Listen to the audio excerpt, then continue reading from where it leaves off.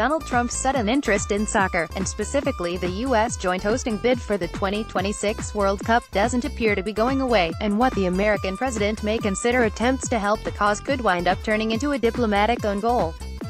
Joint bid with Mexico and Canada is facing surprising competition from its lone challenger for the 2026 World Cup, Morocco, with both bids heading into the final month of lobbying to secure hosting rights. FIFA will vote on the hosting rights on June 13 in Moscow.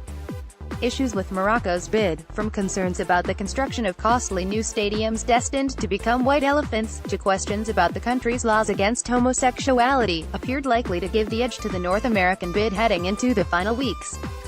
Trump's recent public foray into the World Cup bidding process could complicate matters for the North American bid, with his comments appearing to fall dangerously close to the very kind of government interference FIFA bylaws forbid. I hope all African countries and countries throughout the world, that we also will be supporting you and that they will likewise support us in our bid, along with Canada and Mexico, for the 2026 World Cup, Trump said on Monday. We will be watching very closely, and any help they can give us in that bid we would appreciate.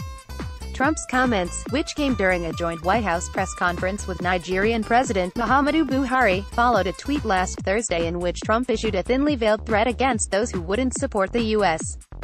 joint bid. It would be a shame if countries that we always support were to lobby against the U.S. bid.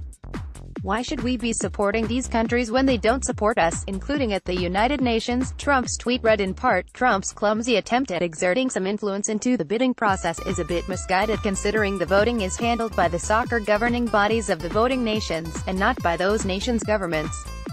His words aimed at African nations are likely to fall on deaf ears considering Morocco has long been expected to have the backing of its neighbors on the continent. Interestingly enough, Trump's comments came after, and not during, the recent visit to the United States by French President Emmanuel Macron, whose nation is a confirmed supporter of Morocco's bid. What's the motivation behind Trump's sudden involvement? It's difficult to imagine a scenario where the bid committee asked for the public shows of support. They surely know the risk involving Trump carries with it. The U.S. has put together a strong bid with Canada. It would be a shame if countries that we always support were to lobby against the U.S.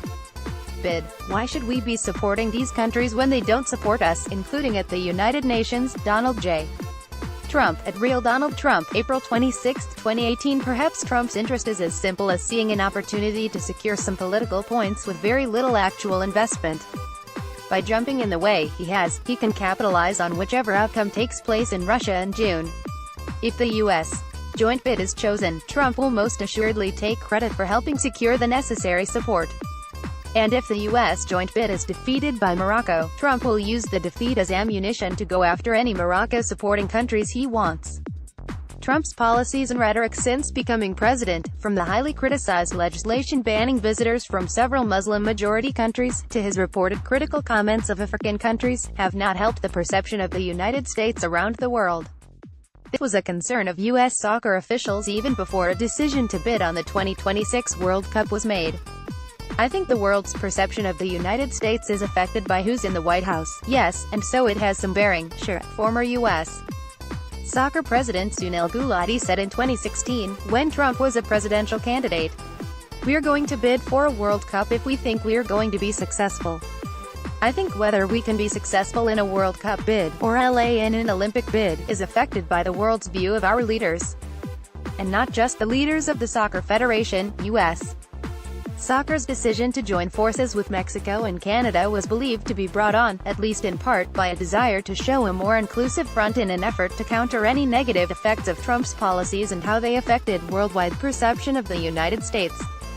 When the joint bid was announced, it was believed to be a shoo-in, but growing anti-American sentiment has only served to help Morocco go from a serious underdog to a serious threat.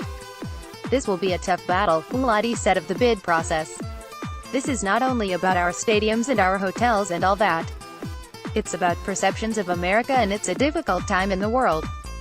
So, there's only certain things we control. We can't control what happens with the 38th parallel in Korea. We can't control what happens with embassies in Tel Aviv.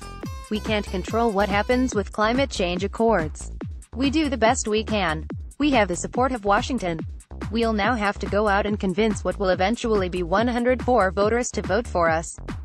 This won't be easy. It certainly won't get any easier if Trump continues to insert himself in the discussion, and continues to make unfortunate public proclamations. American soccer fans hoping for a successful World Cup hosting bid will be praying Trump's random interest will fade before any more damage is done.